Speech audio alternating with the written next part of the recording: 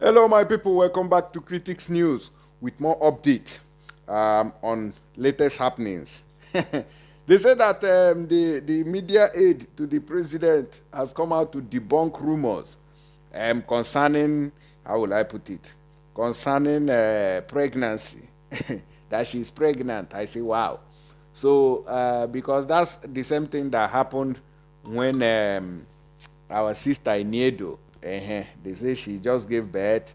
It came as a rumor, and some people said no, it's a lie. Some people say it's a true. It is a true matter. All those kind of stuffs. So, but at the end of the day, it is true. So behind every rumor, there is truth somewhere. Now she's debunking it, and before you know it, now they go born. One born. I don't even know whether she has a baby. So if you don't have pikin, now one born. But hardly do we see government officials giving birth. Only in Nigeria, you will not see them giving birth. President's wives, why don't they have kids? President Trump's wife was so young. Very young lady, but she never get belle until they come out. Even now, she never get belle. So is there a cause following presidency say you can never born? So now I go dey knack for free now, for free. That kind of a thing. I beg go. And secondly, there's a video here that I want to play for you because of the fake Buhari in Aso Rock. This video now shows how the fake Buhari was made. The video will take your time a little, but it shows you how the fake Buhari was created.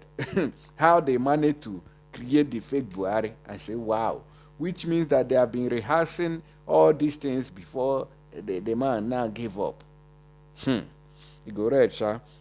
Bashir Ahmad debunks ministers' pregnancy rumors. I say, okay. Personal assistant on digital and new media to President Muhammadu Buhari, Bashir Ahmed, on Saturday took to his verified Facebook page to subtly debunk rumors that the Minister of Humanitarian Affairs, Disaster Management and Social Development, Sadiya Umar Farouk, has secretly traveled to the United States of America for childbirth. Politics Nigeria records that the minister is believed to be married to the former chief of air staff, people in charge of this country, Air Marshal Sadiq Abubakar. A section of the media reported report was made official in September 2020. The quiet wedding was said to have taken place at the Maitama Juma Mosque in Abuja. Farouk, who was appointed by failed President Muhammadu Buhari in 2019, is the youngest minister in the president's cabinet. Bashir's post, the Minister of Humanitarian Affairs, Disaster Management and Social Development. Where is the development? If you have not developed the country, I want to develop Bele. The minister of, he said Hajia Sadiya Umar Farouk. Photo taken this morning at the Nigerian Trade and Investment Forum taking place in Dubai, Ahmed wrote. So they say that she's not pregnant. So I want to ask, what do you call it? Bashir Ahmad. So you don't want your wife to get Belabi? I don't know whether if you are pregnant, if government officials are pregnant, whether it hinders looting, because that's the only point I know that hinders the development of a country. Looting. What you are given to use for the development of a country, you loot it. Now, on I no one get belle. I've been at the looting, they block Beleni. I never understand that. I know they do things. Because of the government officials, when I know they do things. Guy. Now, wow, many questions unanswered from all these government officials. Now, this is a robotic matter. How they create a robot that can reproduce, the robot that can, get human activities. Get your voice as well. I just watched this video. I said, no, this video must contain something very, very serious. Let's quickly look at it so we can understand what we are talking about here.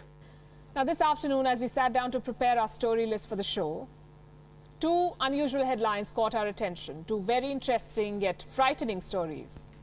The first one was about self-replicating robots. Robots that can reproduce, create copies of themselves, make babies like humans do, robots. The second story was about a tech firm which is offering money to people to have their faces imprinted on robots to create what they call robots with human faces. Now, I don't want to jump to conclusions or question the intention of the scientists involved. But it's hard to not ask this question. Have these people never read science fiction?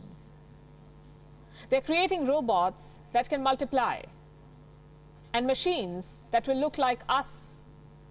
What could possibly go wrong? Well, that's the question we'll try to answer tonight, because they've not been able to answer it themselves, as we decode the many dangers involved with such experiments and understand the many adverse consequences they can lead to. We'll begin with the reproductive robots. They're being nurtured in the United States. Scientists have created robots that can produce an offspring. They're calling them xenobots. This is what they look like. These tiny organisms that you see, these spherical clumps, they're xenobots. And they're not made of metal or plastic. They've been created from biological tissues, which essentially makes them living robots. Robots that can move on their own, heal on their own, and now, of course, reproduce on their own. How exactly were they created? By assembling stem cells from embryos into synthetic life forms. Allow me to explain. I know it sounds complicated. In order to design these xenobots, scientists first created random 3D designs on a supercomputer, like the one that you see. Simulated blocks of skin and heart cells that can move on their own. These blocks or configurations were then assigned tasks through an algorithm. What kind of tasks? Like walking in a certain direction, basic things. The most promising configurations here, the ones that perform the tasks well, were then taken to a lab to be injected with life. Life taken from African clawed frogs. These toads that you see, they're the source of life in xenobots. This species is found in sub-Saharan Africa. It can regenerate its skin when wounded. So this is what scientists did. Take out skin and heart cells from the embryos of these organisms and then inject them into 3D blocks through tweezers and electric tools. You see, it's just everything African toad, African this. That is where what we have in Africa is more than what any other country in this planet. What we have in Africa is more than what any other country or planet has on this earth. But where is the position of Africa today? Uyibo people have subjected us to nobodies. Everything, all these things are supposed to be, Africa is supposed to be the world power. But where are we today? No level. They are using all means, I don't know, plus senselessness of the people claiming to be leaders. Look at everything, they take it from Africa. They don't have it, they don't have them. Or they will take them to their place and start building habitats for them. Let's continue so you will see. Once injected, these blocks were kept in dishes of water to keep the frog cells alive. And they did stay alive. And all of this was done in 2020. Not only are these creatures alive and kicking, they're reproducing. They're creating copies of themselves, just like molecules do. So what are they doing? First, they release loose cells, then they smush them into clusters, swash them with water, and if the cluster is large enough, within a few days it takes a new life. It evolves into a child xenobot. Does sound like a fun experiment, but the question is, what's the point of it? What are these xenobots for? What are they going to do? Here's a human question for these living robots. What is their purpose? The scientists are yet to decide. They're not sure how these xenobots can be used. But they've suggested some immediate applications. Here's what they can do. Collect microplastics from waterways, or wipe away cancerous cells inside the human body. And these are all suggestions. Suffice to say, the scientists themselves do not know at this point. Now consider this. Right now, these organisms are reproducing. Tomorrow, they could grow nervous systems, develop a cognitive ability, take decisions on their own. And if you've seen science fiction films, you'd probably know how this ends. Not well. We're creating independent life from animal tissue. Microscopic robots that can reproduce. Forget about them going rogue or evolving into something dangerous. Just imagine what happens if they end up in the wrong hands. And I'll tell you why I'm asking this question. Because this experiment, the one that I just told you about, was partially funded by the Defense Advanced Research Project Agency. It's a federal American agency that oversees technological innovation for military use. Need I explain further? The involvement of the military in such a scientific project does not inspire trust. Neither does imprinting human faces on robots. Not a good idea. And that's another thing we want to discuss. A tech firm is gearing up to launch a new line of human-looking robots. Robots with a quote-unquote friendly face.